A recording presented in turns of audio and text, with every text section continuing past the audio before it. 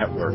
Okay, we're back on the Investigative Journal. I'm your host, Greg Szymanski. We're talking to Zvali, a member of the family, the Order, the Illuminati for over 30 years. Zvali, you leave the induction ceremony, you walk out into the Vatican courtyard, and what do you leave with one of the fathers, I believe. What did he tell you then? At that point, he just told me to never forget that, he told me that I performed well during the ceremony because I didn't scream or, pass out or anything like that. So he said, you did very well, and he was pleased. And then we went and stayed at a home nearby, a local, it must have been a local person. I didn't know them. We spent the night there before we went back to Germany.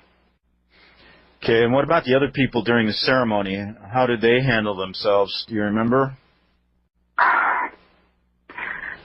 I'm going to say, unfortunately, I'm so, and when you're in that kind of situation, the last thing they're thinking about sometimes is what the other people are doing. I was just so trying to not, lose it myself. And that I do know that, no one screamed or shouted, or anything like that. Everyone was quiet. I think to say dead silence is, unless the person was spoken to, is true, or unless they had to go forward and kiss the ring. All right, let's move on. I think the question I wanted to ask you, and this is such a wide subject. I've had a chance to talk to you a number of days, and I've done some stories about it. You go back home. You're 12 years old. You said you were schooled into 12 disciplines, so your life begins. And now you're in some type of organization that is very different than what most people experience. But tell us, I guess what I want to do is leave it open to you to begin. You've written so in depth on this story. I'm just going to give you the microphone and let you begin and tell the listeners what you think is important about your original training, about the group, and about many things that I know people want to know about the Illuminati. Go ahead. Okay. Well, Greg, first I want to say that my purpose in talking about this is not to glorify evil, because there are very wicked people out there, very powerful people. And I don't want to at all magnify their power, but I do want people to know that this is real, that these people exist, that people who say there are people out there that are involved in this activity, it really happens. I also, because I know that there are children being hurt in the group every day, and that's my motivation for coming forward. I don't like giving interviews for obvious reasons. I'm willing this one time to lay aside my thoughts of personal safety because these people need to be stopped. It needs to be stopped. Okay. Well, go ahead. And normally children in the group are born into it. While the Illuminati very rarely does outside recruitment, that's not their main method. It's just passed down generationally from father to son and mother to daughters to children until the whole family line is in it. Throughout the centuries, people have tried to escape, but a lot of times they were either poisoned, murdered, or set up to look like a suicide. They don't like it when people leave, and they try to make it very difficult, simply because it looks bad. They go through an enormous amount of training from the time you're an infant. You undergo indoctrination. And when I say indoctrination, I don't just mean like cult programming so much as watching your parents and seeing what they do. My parents modeled their behavior. To them, the group was very important to growing up. I saw that 3 times a week, everything was dropped to attend to the activities. Okay? Okay. Basically the training process is designed to help you take on your adult role in the group. The Illuminati covers so many levels, though, too. It goes all the way from what most people think of as like a satanic coven type thing at the very low local level, all the way through. It's a huge, enormous business corporation. At the mid-levels, you have people overseeing finances and administration, who are overseeing, these people are making a lot of money through gun running, through white slavery, prostitution, pornography. They have links and ties to the mafia left and right. And, in fact, the mafia are afraid of them. Yeah. Well, think about it. I mean, you know, but because they know that you don't cross the members of the group. They have a very spiritual orientation. They're not satanic, though. They're Luciferian, which is a difference. But the ultimate goal of their spiritual philosophy and their steps of discipline is they believe that should you complete all of your training, that you become a god. That is their actual end goal. Is they believe in the achievement of godhood, of the luminous philosophy, through different means, through what they call enlightenment or illumination, which is how they got their name. They're international. In Europe, there's 12 fathers who sit that represent the different nations of Europe. They are very expectantly awaiting he who is to come. And during that ceremony in the Vatican, I on my knees, I had to swear my allegiance to serve he who is to come. They believe. So, can you? I have to take a break. We'll continue with the massive organization. Your role as a mid-level person in the Illuminati on the Republic Broadcasting Network. Okay, we're back on the Investigate Journal, and I'm talking with Svali. Svali, why don't we just pick it right up where we left off at the break? You were telling us about this hierarchy that it starts with 12 fathers. Can you just run that down for us so that people know exactly how this group's organized? Sure. At the top levels, it's in Rome. That's the center or the heart of the Illuminati. That's where the power base is. And that's why all leadership must wear fealty in Rome, because that's considered the core of the spiritual center of the universe, is how they view it. From there, in Europe, there are 12 fathers, one for each country in Europe. When I was younger, too, I had to also meet with the fathers at one point and kiss their rings and go through another ceremony of allegiance to them as well. There's in the Illuminati, the European fathers, though, rule over what are called the different houses. For instance, if you're from Germany, then you belong to the German house. If you're from France, you belong to the French house. They call them houses. UK, Russia, Poland, Belgium, Spain, Italy, and others. From there, America was considered a mission field for them. And in the 1600s, Pittsburgh became the first port of entry for them, and that's where they first settled. And so that's why it's still considered a spiritual power base for the group on the East Coast in the U.S. You know, and I did want to mention one thing. And a caller or a listener, a reader of your stories, sent me an email, said, Greg, check into the reason why President Bush, right after being elected, went to Pittsburgh and talked to a Masonic group there. I found that quite interesting. Go ahead. Yeah. Oh, yeah. No, I mean, it's the spiritual power base for the group. From there, it spread out, of course, to the Atlantic seaboard and then throughout the nation. And while the nation is divided into many regions, multiple regions, 7 main regions, the East Coast region has its spiritual power base in Pittsburgh, but the administrative power base is in Alexandria, Virginia. That's where they administer the finances or the day-to-day operations. The West Coast, or the West region, or west of the Mississippi, has its power base in the San Diego area. And that's where you spent a lot of time, correct? Yes. I was sent from the Alexandria Council, sent me to San Diego to help them out. Okay, go ahead. Let's see. Those are the two, of course, main regions, and then each of those regions are divided into sub-regions. And so then you have your regional council sitting over those and overseeing activities. I mean, if you can think of the structure of a large multinational corporation, that's really how the Illuminati is structured. Then beneath each of the regional councils are your local councils. They call them sister groups or your local councils, and then you have your local groups under those as well, or what they call the sister groups. So any major metropolitan city could have anywhere from 5 to 15 groups, depending on the size population base. Now, you were saying that how many people are in this group in America, about, from your estimate of knowing a lot of this stuff? Go ahead.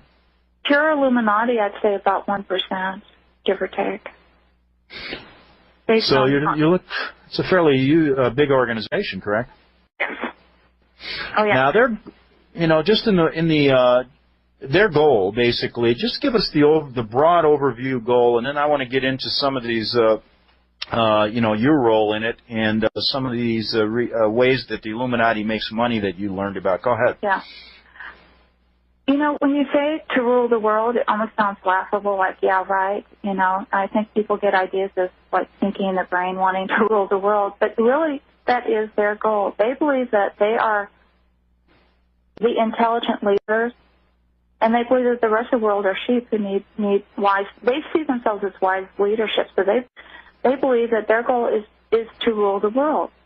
Mm-hmm. I mean, but at the same time, they have ways of doing this. Their main methods of doing so are behind the scenes. They believe in infiltration of the media, of education, and of government. Those are the three areas, and of the financial system. And they've successfully done quite a bit of all four throughout Europe and the U.S. as well as other countries.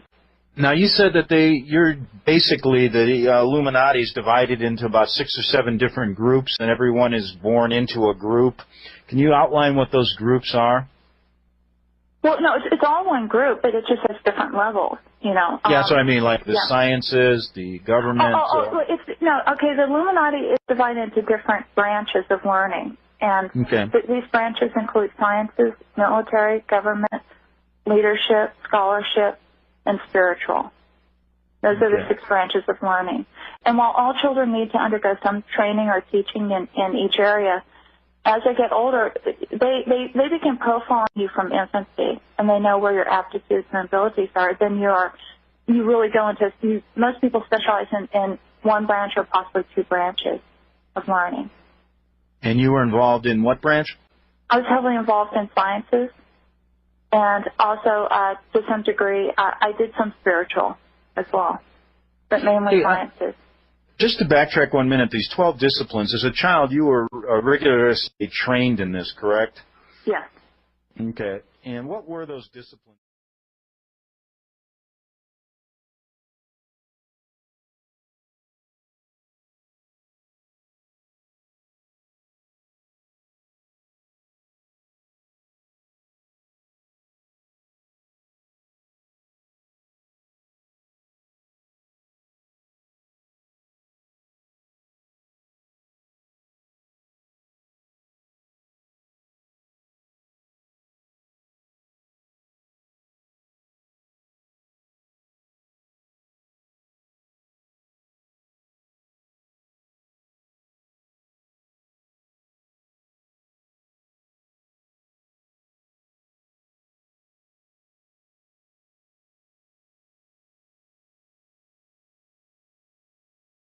What were those disciplines? I mean, if just you don't have to go through each one of them, but what primarily were you taught? I think the best way would be to just give you an example of just one type of training that they do. Okay. When I was 2 years old, I was left in a room for probably a 24-hour period. When you're that age, it's hard to estimate, but it was a long time. I know that the sun did go around at least once. It wasn't just like a few hours. And at that age, when you're 2 and you're left completely alone without food and water, you're terrified. And at the end of the time, I was just dying of thirst. I remember I've never been so thirsty in my entire life. And my mother walked into the room, because a lot of times they have the children, or the parents as train the children at these early ages. And there was a table in the middle of the room, and I'm sitting at it. And she sits at it, and she brings me this cold pitcher of water, and she starts pouring it. I said, "Mama, I want a drink of water." And she slapped me out of the chair. And I remember crying, and I'm like, and as I'm crying, and she's drinking the water in front of me, and she leaves. She takes a pitcher of water, and a couple of hours later, she came back in and did the same thing. I said, Mama, I want water. And she slapped me, across the room. And after this had happened about 3 times, luckily I was bright enough that by the third time she came in, I mean, I remember crying silently. I just looked at her. I didn't ask.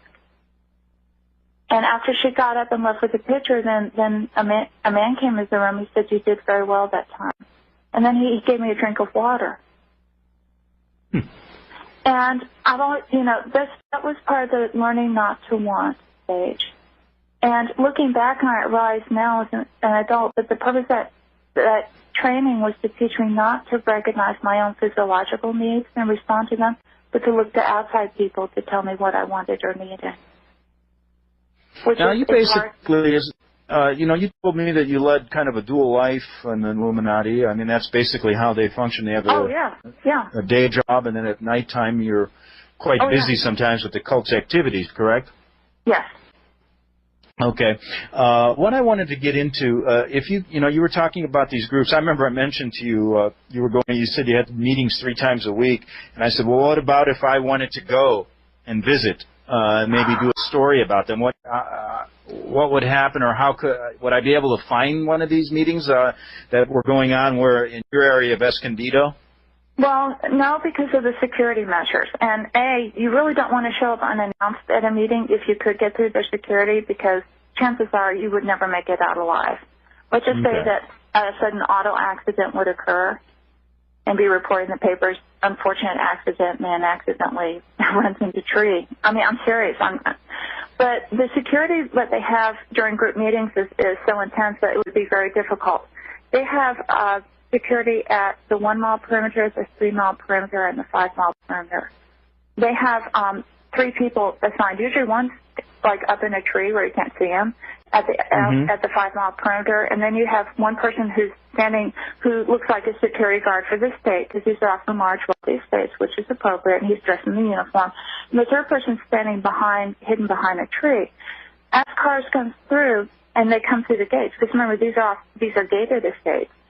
If it's not someone on their approved license checklist, they'll stop the car, and it's just like at a military installation.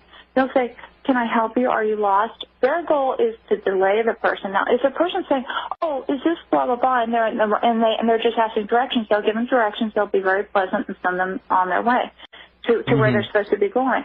But if they are acting as if they want to go further into the state, and this is not an okay person, then the person, they will say, all right, well, let's you say he's not expecting you. That's a code word. That tells a person either up in the tree, hidden, or else hidden further back.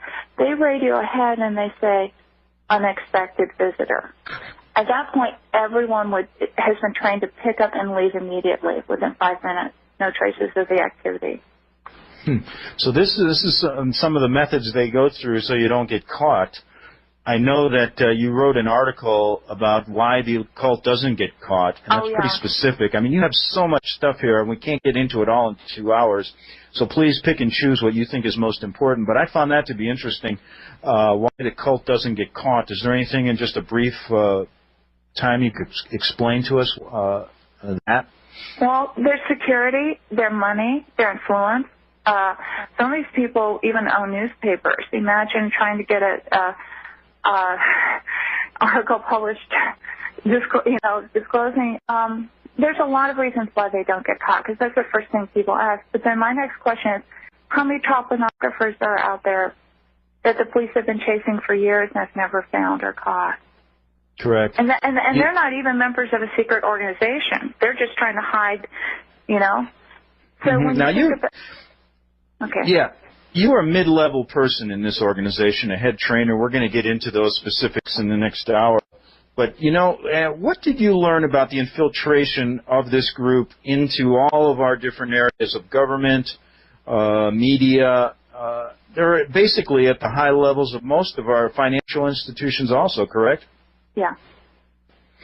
And that is a great way to pursue their goal. And I guess I got to ask you this: how come things are moving a little bit faster in America now? I remember back in the 80s when I was confronted with this. When I came back home, I didn't really see this kind of New World Order movement, all this different symbolism that you see now. What is going on, just for our listeners, right now? Why are things stepped up since 9/11? I believe it's because they can see the fulfillment of their goal of. See, I'm going to sound very cynical now, and please forgive me for this, but see, their goal is to rule the world, and personally, I believe that they do. It's just not open yet. Mm-hmm. And they see now preparing people for when they disclose it themselves openly. Does that mean that they can't be stopped? I believe they could. I believe it'd take a miracle because of the amount of infiltration I've seen at all levels of society and the world. These people and women have a lot of money. They have a lot of influence. And your average person has no idea of how much that is going on behind the scenes that no one understands. But with that said, so basically, I mean, I think that they're already there. They just aren't open. These people just don't know what they're doing. If they did, I think the average person would be horrified to know how much is going on behind the scenes that people really don't know. Yeah, and the point of this interview, one, I had two goals in this interview. But I don't want to sound despairing because I'm also a strong Christian. I have faith in God, and I believe that through prayer and through people knowing that, I mean, I would like them to be stopped. I just don't know at this point, how do you take on the financial institutions of the world, the major oil enterprises of the world? You know, that's the question. Yeah, it's a difficult question. Now, you were in the mid-level of this group. You worked your way up to a head trainer, correct? Yeah. Now, what did you learn? Before we get into the specifics, you outline in some of your writings the big money-making, the ways this group makes its money. Can you go over and outline some of those methods? Again, if you can think of an illegal activity, they're probably involved at some point. Maybe not overtly at the point of where the actual money is first changing hands. But when you have child pornography, prostitution, like slavery, gun running, gambling, then at some point where the money is changing hands, buffered by about 4 layers of people, there's going to be probably someone from the Illuminati involved at that point. These guys have their fingers in everything. Now, go ahead.